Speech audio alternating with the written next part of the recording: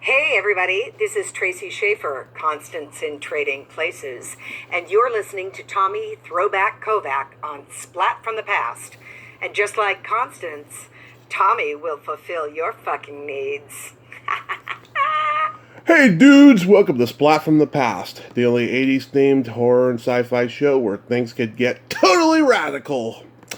Now today, I will be welcoming my fourth guest from the classic that you see 24 hours a day, every Christmas Eve and Christmas Day. I am talking about Yano Anaya, who plays Grover Dill in A Christmas Story. Yes, my fourth guest from that movie. I had Scotty Schwartz, Zach Ward, and Teddy Moore on 2 years ago for the 35th anniversary. Yano was supposed to do it last year, but unfortunately scheduling permitted and he couldn't do it. But this year he's going to do it, and I am so excited. Yano was also in the Van Halen Hot for Teacher video. I know a lot of you out there love that. He was also in the classic Better Off Dead, alongside multiple time guest Diane Franklin, and he did a movie called The Blue Iguana, and then after that he got out of the business. We're going to find out what he's doing today, and it's going to be great. So yeah, here is my interview with Yano Anaya.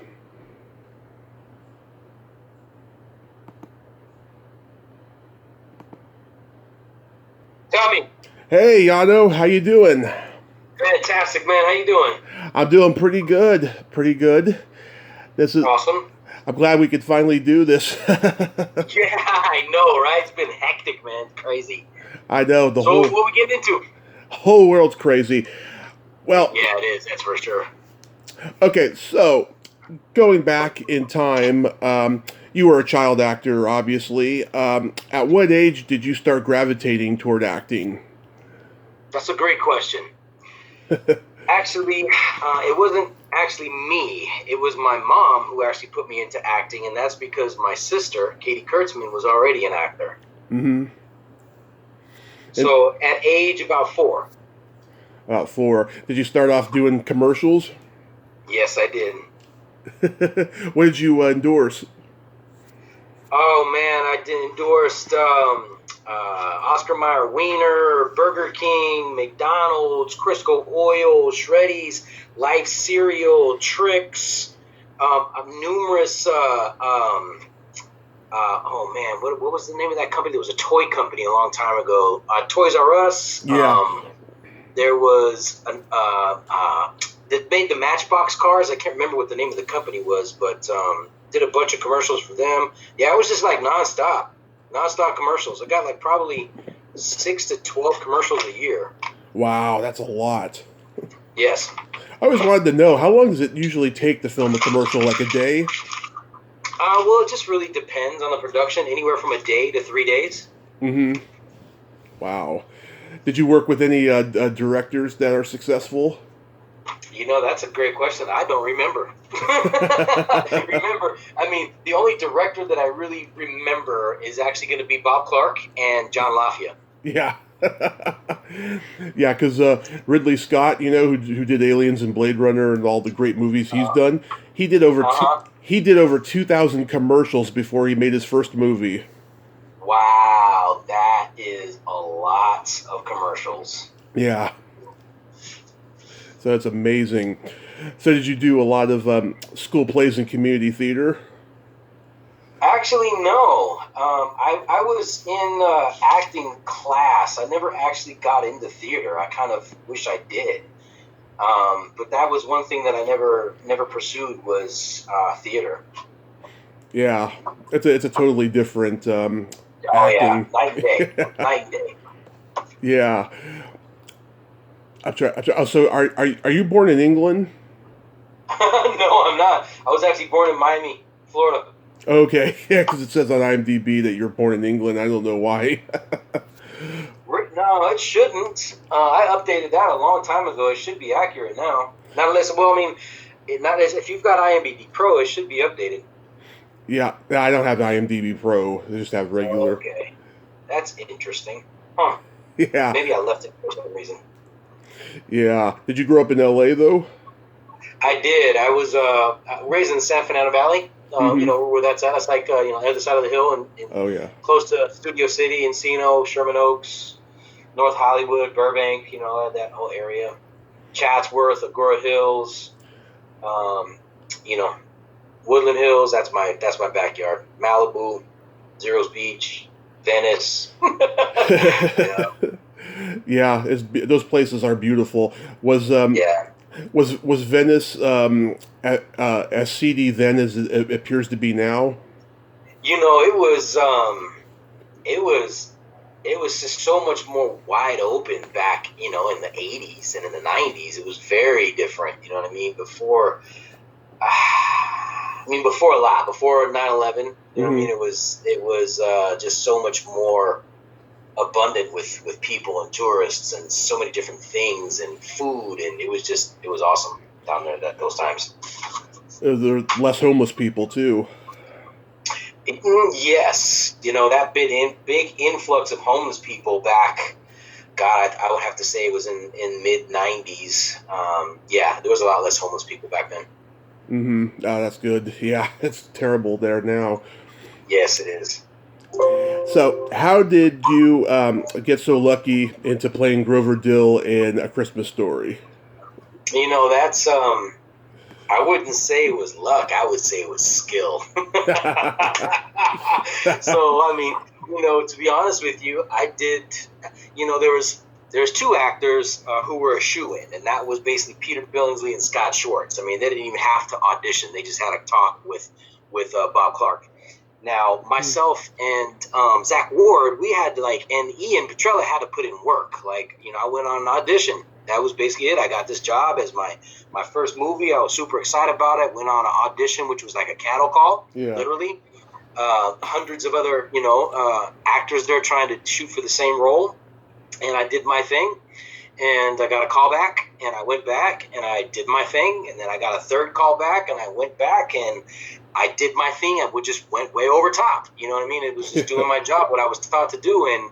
And Bob Clark was like, he's the one. Like, he's Grover Dill. Like, there's nobody else. So this is the one. So that's how I got the job, man. Wow. And you was this in Florida? No, this was in California. San Fernando Valley. Oh, okay, because I know Bob Clark made a lot of his stuff in Florida, like Porky's and stuff like that. Sure. Yeah. Wow. I can imagine when you were shooting, it was just freezing cold out there, and it was a lot of takes, right? Yeah, it was definitely cold, man. But they were very, I would say, compassionate about the situation. So, you know, when we weren't shooting, we were rushed back to the trailer so we can keep warm. You know, otherwise, you know, it was like there were certain scenes like the alley scene where I was popping out of the trash can. Like when I popped out of the trash can, we only had to do 2 takes. I was a 2-taker on that one. But then when we had the other ones, when we did the where Scott was hitting me on the shoulder, like 16 takes we did, which that was painful. Yeah, it looks like it was pretty painful. Yeah, that was, I mean, I think Bob Clark was waiting to the point where I was getting irritated, and that's the take that he took. Wow. Yeah, I've talked to Zach. He's an interesting guy. Yeah, I love Zach. He's my brother. Yeah. And I've talked to Scotty, too. He's really cool. And same thing. And Teddy Moore, who was the school teacher. She has no filter. She's a lot of fun. Love her to death. Absolutely, man. She's 100% real right there. Yeah. And she's English. Yes.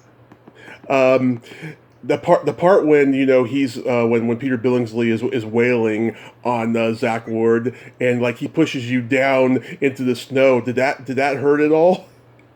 Actually, no. I don't know if you know, people really know this. I know I've told this story several times, but they actually dug out a hole and put a gymnastics pad, like one of those thick 12-inch pads down there, and then covered it with snow. So when I fell back on something that was super soft. So it wasn't painful at all. Yeah, but it looked like it, though, didn't it? It did a pretty good job of making it look real. Yeah, and it looked like he got you really good in the face, too. Uh-huh. Yeah.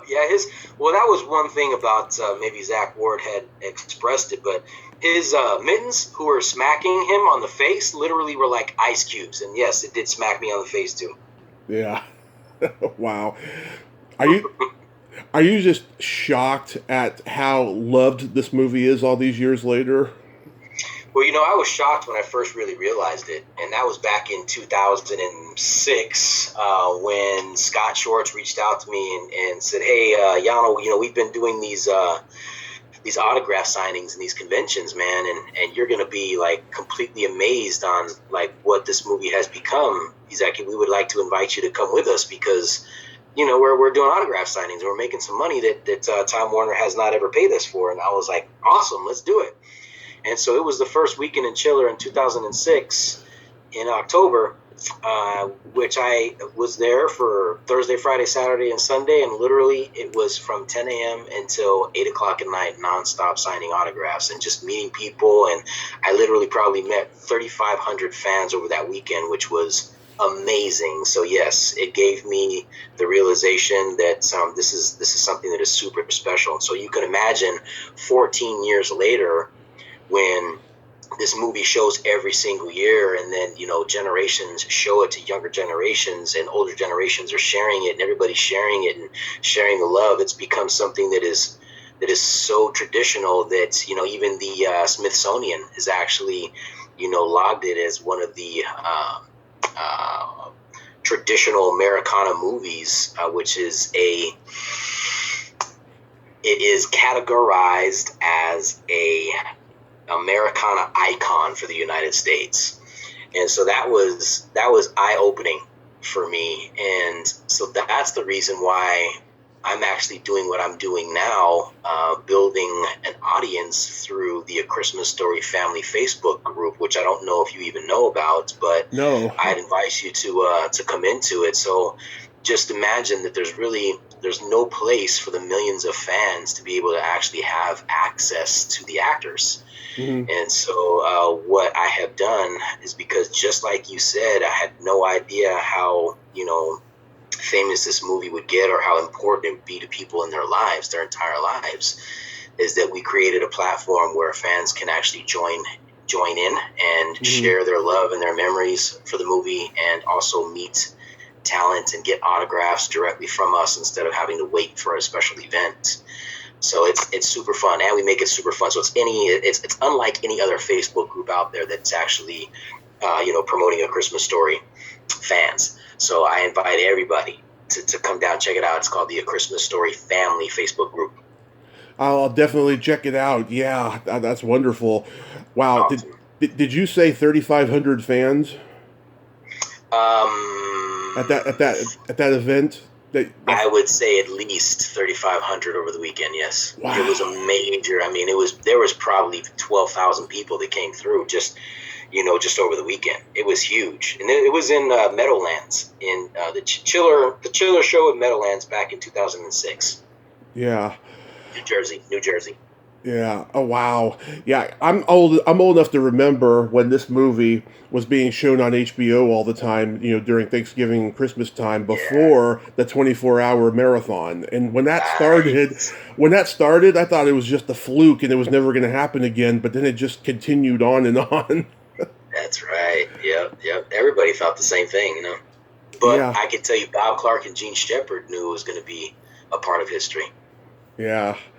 I mean, the movie, I looked it up, it made like 19 million at the box office, right? By 1983 standards, that's not too bad, but it's not blockbuster status like 40 million was in 1983.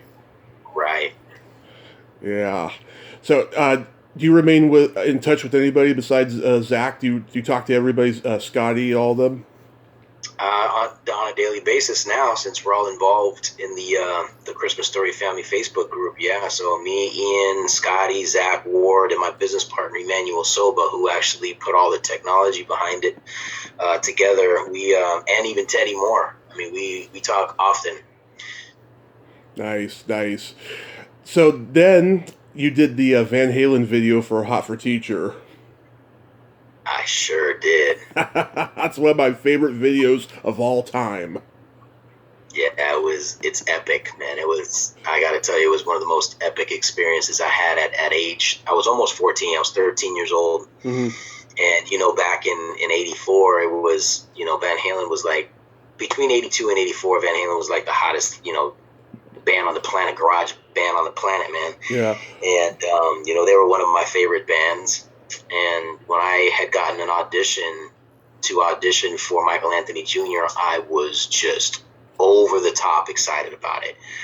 And then when I actually got the phone call, or I should say the phone message, since back in those days, remember, we didn't have cell phones yet. Mm-hmm. So back in those days, it was just, the most exciting point in my life, getting a music video with Van Halen. So yeah, man, that was epic. Yeah. Oh my God. Were you out there for like a week or something? Actually, it filmed at Los Feliz High School in Verdugo, California, and it was only a 4-day production. Or at least I was only there for 4 days. Mm-hmm. But rest assured that within the first hour I was there, I told my mom, I said, "Mom, I got to find Van Halen. I got to find out where they are. I want to go hang out with them. Like, this is the reason why I'm here, is not only to be an actor, but I want to hang out with Van Halen. Like, this is a life-changing experience." And so I went and knocked on their camper door, man, and Alex Van Halen opened up the door, looked around like, what are you doing here, kid? Like, who are you? Like, why are you knocking on our door, right? And I was like, "Hey, man, I'm Yano Anaya. I'm actually playing Michael Anthony Jr. in the video." He's like, "What? Come on in here, man. Come hang out with us." I was like, "No way." So they invited me in, went in, and just had a blast, man. Oh man, that's so cool. Yeah, we just lost Eddie, unfortunately, and everyone is just devastated about man. it. Yeah. Devastated, straight devastated. Yeah, my heart goes out to him and his family, all his friends. He had a long battle. I got to see Van Halen in 2012, around the time of my birthday, and it was a great show. A lot of people didn't like it, and the stadium was not that filled, I'll tell you. But I got to see both Eddie and Wolfgang like have a dueling battle on stage. It was so awesome. Yeah, that is awesome, man. That's another epic moment for sure. Yeah, did you get to see them later in life on stage? No, I didn't. Yeah, it was a really good show. The kid who played Waldo in the video, he ended up in David Lee Roth's California Girls video the next year. Yeah. Yeah, do you remember that kid's name? His real name? Yeah. I do not. I think it was Gene. Was it Gene? I don't know, because I've tried looking it up. Remember. Yeah. It's like one of those I don't know, man. Yeah, it's like one of those mystery names, And then you got to be one of the paper boys in Better Off Dead. I did. That was a great experience too, man. I got to tell you, John Cusack, he was like 18, 19 years old back then. He was awesome, man. He was just a very cool kid. Yeah. That was my experience. Yep. Yeah, Diane Franklin, she was my very first guest, and she's been on 7 times, a total of. She's just a wonderful lady. She loves not only being associated with this movie, she's also writing a book about it. Really? Yeah. That's awesome. It's her favorite role she ever got to do. Yeah, I bet it was, man. I can only imagine that whole production. Yeah, it was such a funny movie. Yeah, and everybody remembers the paper boy who says, "I want my $2." Yeah, for sure. That's Damien. Yeah, I wonder what Damien's up to, man. I think he's still living in Cali. Yeah, I reached out to him recently to come on the show and stuff. He's kind of a strange dude, so it's probably not going to happen. Yeah. Well, my heart goes out to him, man. You know what I'm saying? He had one of the most epic roles as a kid, as the paperboy in Better Off Dead. That's for sure.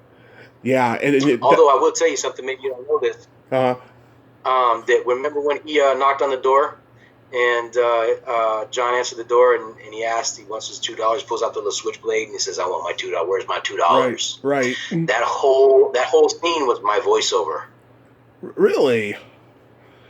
Yeah, that was my voice. I did not realize that. I gotta go back and watch it now. I didn't realize that. Yep.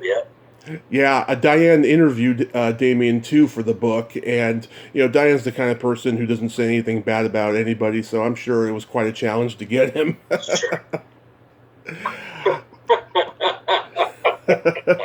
That's awesome. How about making the Blue Iguana? Oh man, that was so much fun. So I don't know if this is a fun fact that probably most people don't know, is that I battled that role that I got for the Blue Iguana with Scott Schwartz. Oh, really? It was me and Scott Schwartz who actually got the callback. Yep, and we met. And what was funny is that when we both ended up at the callback together. Like when I was pulling up, he was pulling up. He was like, "What are you doing here?" I was like, "What are you doing here?" So it was like, because we were really good friends, you know what I mean? So Yeah. we each other, and we were like, we're both here for Blue Iguana. May the best man win, right? And so yeah, it was funny. I mean, it was. So I got the role, and it was filmed like in a very, very small village about an hour and a half south of Veracruz in Mexico. So it was a very rural area that was jungle, and it was an awesome production, man. It was a lot of fun. We were there for about 3 weeks. Mm-hmm. And what a talented cast. You got Jessica Harper, Dylan McDermott, Dean Stockwell, Tova Feldshuh, Flea, James Russo, Pam Godley, who passed away. Yeah, that's a great cast. Yeah. It was an amazing cast, man. It really was. I mean, Dylan McDermott and we got along so well, man. And then me and Flea hung out a lot too, because Flea was like, "Dude, I want your role." And so it was very cool. It was definitely very cool. Pamela Gidley was awesome. She was just a cool woman. Yeah, it was a great cast, man. And then John Lafia was just amazing. He really was an amazing director. Mm-hmm. Yeah, Flea seems like a really down-to-earth guy. Oh, dude, Flea is... Man. Yeah, Flea is like... he's kind of one of those characters, man, that he's so... Like, you're just so drawn to his energy, you want to hang out with him all the time because he's so much fun. Yeah. So after the movie, did you decide that you were done with acting? No, not at all. Or did you continue doing stuff? Oh yeah. I kept on going on auditions, man. After that movie, I kept working it, and I didn't get any work for 4.5, 5 years. And then the earthquake happened in '94. Yeah. And when the earthquake happened, it destroyed everything, man. I mean, everything was shut down. And so it was actually the riots in '91, and there was earthquake in '94. I was like, I gotta get out of here. So I left LA. I moved to Vegas. How was Vegas? Vegas was a roller coaster. Yeah, I've talked to people about how Vegas, was back in the day and stuff. Now it's just like it's like anywhere else, a tourist attraction, Yeah, 100%. Aren't you in Georgia now? I am. Yeah. What brought you to Georgia? It was a business opportunity that led me into actually deeper into the fitness industry. Mm-hmm. That's why I'm here in Georgia. Yep. Yeah, and I see your pictures and everything. You look like you're in pretty good shape. You work out every day? I do, man. I actually been in the industry since about 2000. About 2000. So almost 20 years. Yeah. Mm-hmm. Did you do any acting while you were in Vegas? No, I did not. Just working out. Yeah, working out, going to school. Yeah. How's quarantine treating you? Like, are you going out of your mind because you gotta stay inside? Yeah, I gotta tell you, man, that this whole pandemic has been, I would say, a very interesting learning experience. I don't like to get into politics, but I mean, the whole every aspect of what's going on is just, it's an interesting unfolding of what our life has been presenting us. You know what I mean? So when it comes to quarantine, like me personally, I am, I'm not playing. I don't want to get sick. So I'm very proactive when it comes to protecting myself. Yeah. And then plus, I'm an extremely healthy dude. So of course I work out and I eat healthy and I just stay away right now. And I'm just focusing on my work, focusing on the A Christmas Story family right now. And it's just building that whole platforms, I should say. And so, yeah, it's been an interesting beast over these last 10 months, 11 months, 12 months now. Yeah, it sure make me see things as well. We all woke up and we're in the twilight zone. I know, right? It's just a weird year, man. 2020 has been a very strange beast in all of our lives. It's definitely ending on a positive note, though. So fingers crossed. Yeah, I sure hope so. Yeah, I really do. I just pray for people that are not taking their health serious or not taking it serious. Because there's only really one person to blame if you do contract COVID, and that's yourself. And so that's that. Yeah, hopefully the conventions will come back. But have you gotten? They will. Yeah, have you done any virtual cons? Yeah, we've done a couple of them. Mm-hmm. How'd they go? Cons can always be better. It's kind of been especially now it's kind of a weird beast to try to do a virtual con. It wasn't bad. I can't say it was horrible, but it's just weird. It's just a very different beast nowadays. I know I watched one on YouTube of someone doing a virtual con, and I was like, "Oh God, this is silly." I mean, it's awkward, It is. Cons are really they've been successful because people can actually have a place to go and express themselves and meet people and see things and meet actors and buy stuff. And when you try to do it virtually, I don't know. It just takes that whole experience out of it. It's just not the same. It's not the same. It's not the same. But like I said, fingers crossed in 2021.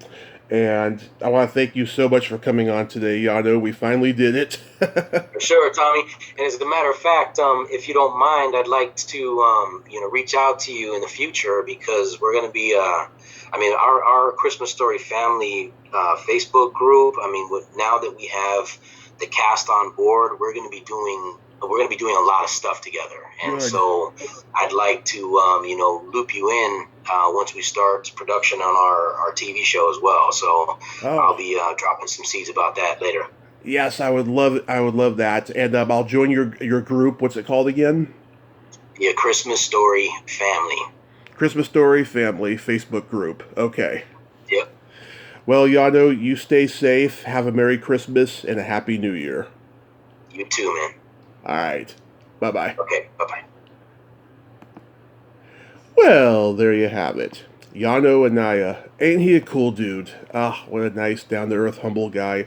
And it was great to talk about Memory Lane, about A Christmas Story, and all the other stuff that he did. Well, until next time, this is Tommy Throwback Kovac saying there's no shame in living in the past, because the present sucks. Later, dudes!